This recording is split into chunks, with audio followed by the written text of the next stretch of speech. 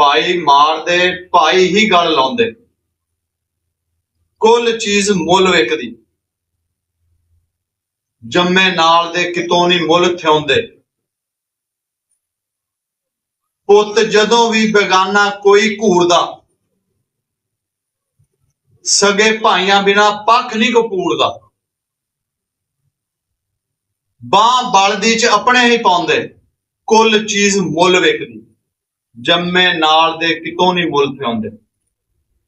जेड़े खून दे रिश्ते अल्लाह ताला ने बनाए हैं ना, ते अल्लाह ने एवें नहीं बनाए, वो अपने ही मारने हैं ते अपने ही बचाने हैं।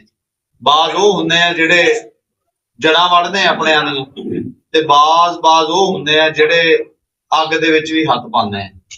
अल्लाह ताला ने वंड बनाई है, कशिश रखी है रिश्तियां दे विच। जिहड़ी कशिश अपने खून नूं हुंदी है ना, वो किसी दूसरे नूं नहीं हुंदी कदे भी। जो मर्जी को कही जावे मामलात हालात दुनिया जिथे भी चली गई है, लेकिन जिहड़ा खून हुंदा खून ही हुंदा। जिथे खून पहुंच करदा ना, उत्थे कोई दूसरा नहीं करदा।